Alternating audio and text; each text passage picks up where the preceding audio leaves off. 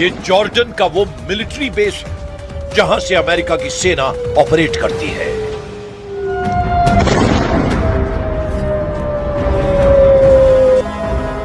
एक बार फिर देखिए ईरान की बैलिस्टिक मिसाइल ने कैसे तोड़ डाला अमेरिकी मिसाइल डिफेंस सिस्टम का गुरूर।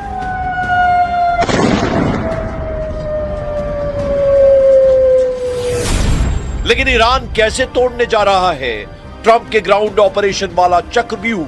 ट्रंप के चक्रव्यूह में कौन फंसेगा और फंसाएगा और काउंटर अटैक में क्या होने जा रहा है।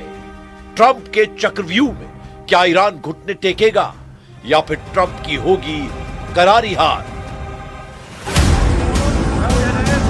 ईरान में तख्ता पलट करने वाला इरादा अब हॉर्मूज की जकड़ खत्म करने का मकसद बन चुका है। 24 घंटे में युद्ध बहुत बदल गया है। ट्रंप और नेतन्याहू के चक्रव्यूह में क्या अब खुद अमेरिका और इजराइल फंसता हुआ नजर आ रहा है।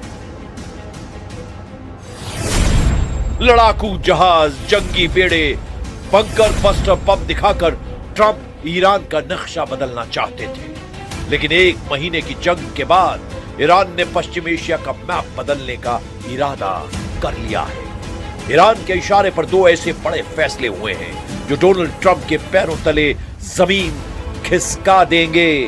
ट्रंप की सुपर पावर अब बहुत निर्णायक हालात में जूझती हुई नजर आ सकती है।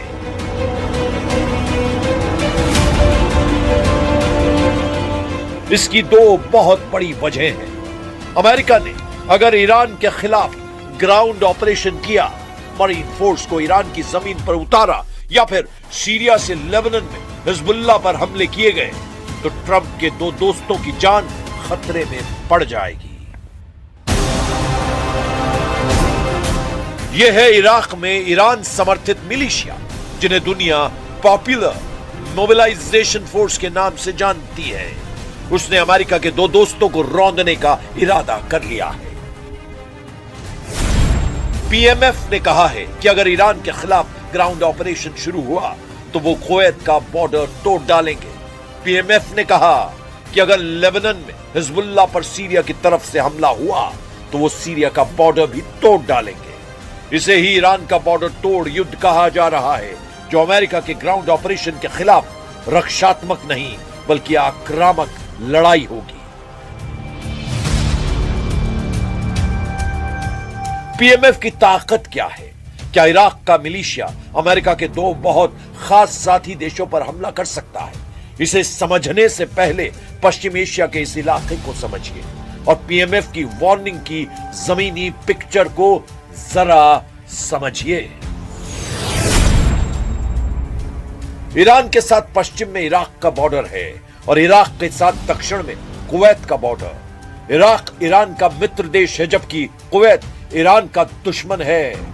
इराक में मौजूद पीएमएफ ने कहा है कि अमेरिका ने ईरान में अपनी सेना उतारी तो वो कुवैत को रौंद डालेंगे, यानी कुवैत के खिलाफ शुरू होगा ईरान का बॉर्डर तोड़ युद्ध।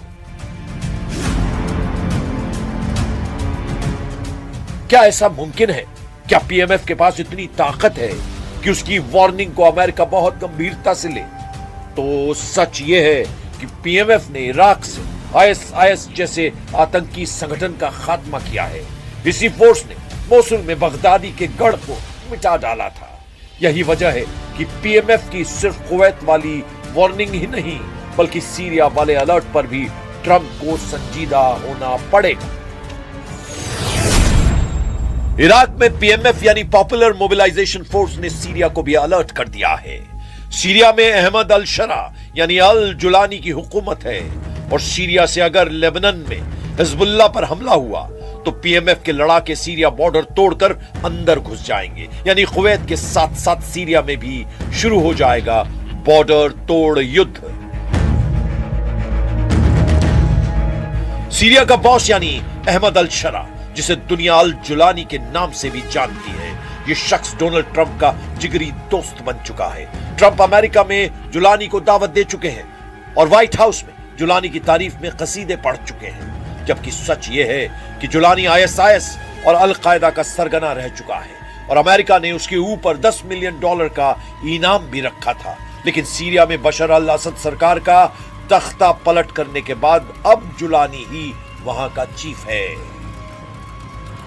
ما لم تتعرض سوريا إلى استهدافات مباشرة من أي جهة فهي ستبقى خارج هذا الصراع. يكفي سوريا 14 سنة من الحرب دفعنا خلالها فاتورة كبيرة جدا، فنحن لسنا مستعدين أن نخوض أيضا تجربة جديدة. من دخل غمار الحرب يعرف قيمة السلام.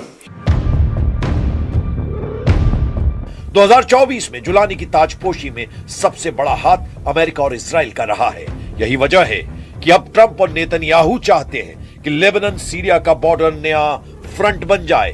क्या ऐसा मुमकिन है? अमेरिका और इजराइल के रहमो करम पर सीरिया पर कब्जा करने वाले जुलानी का दावा है कि वो युद्ध में शामिल नहीं होगा, लेकिन अगर सीरिया पर मुसीबत आई तो ये एक विकल्प चुनना पड़ेगा। فليس هناك أحد مستعد لأن يخوض غمار الحرب إلا إذا اعتدي علينا بشكل كبير وواضح وفقدنا كل الحلول الدبلوماسية. सीरिया और कुवैत को कुचलने की ताकत इराक के मिलिशिया पीएमएफ में है और यह बात डोनाल्ड ट्रंप बहुत अच्छी तरह जानते हैं। इसे इराक का हिजबुल्लाह कहा जाता है और यह ताकत के मामले में लेबनान के हिजबुल्लाह से बड़ी ताकत साबित होगा। यही अमेरिका के लिए सबसे बड़ा खतरा है। 2014 में बनाई गई पॉपुलर मोबिलाइजेशन फोर्स में 2 लाख से ज्यादा लड़ाके हैं। ये फोर्स इराक की सेना का हिस्सा है और इराक के प्रधानमंत्री को रिपोर्ट करती है। लेकिन दूसरा सच ये है कि इस फोर्स को पूरी तरह ईरान कंट्रोल करता है। हथियार भी ईरान देता है, ट्रेनिंग भी ईरान देता है और लड़ाई का ऑर्डर भी ईरान से ही आता है। पीएमएफ ईरान के सुप्रीम लीडर यानी मुस्तफा खामनेई को अपना लीडर मानते हैं। इसी फोर्स ने इराक से आईएसआईएस का सफाया किया था। अगर ये 2 लाख लड़ाकों की फौज कुवैत और सीरिया की तरफ बढ़ी तो समझ लीजिए कि ईरान युद्ध एक इलाकाई युद्ध में तब्दील हो जाएगा और फिर ग्राउंड ऑपरेशन के काउंटर अटैक की जद में अमेरिका के साथी देश भी जाएंगे। ईरान के मिसाइल हमले का एक नया वीडियो देखिए। यहां अमेरिकी सैनिक ईरान के मिसाइल अटैक को रिकॉर्ड कर रहा था।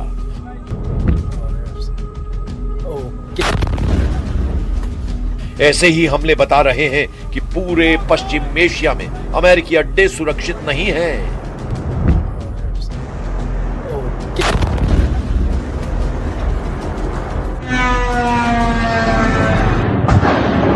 इराक के इरबिल में अमेरिकी कंपनी के एक ठिकाने पर ईरान का शाहिद ड्रोन टूट पड़ता है। ऐसे हमलों को रोकने में डोनाल्ड ट्रंप नाकाम साबित हो रहे हैं।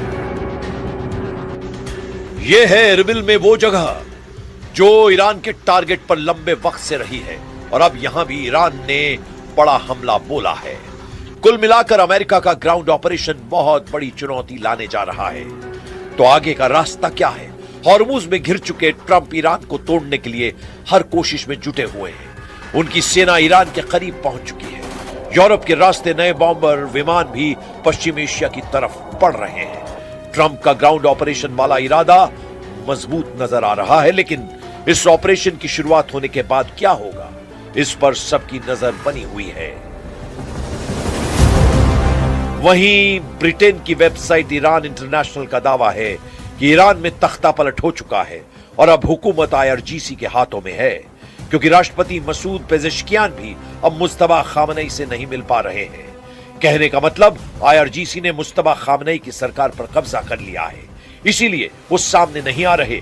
लेकिन एक रिपोर्ट ये भी है कि ईरान इंटरनेशनल के सिर्फ नाम से ईरान है, जबकि ये ब्रिटेन की वेबसाइट है और ये सऊदी अरब के फंड से चलती है।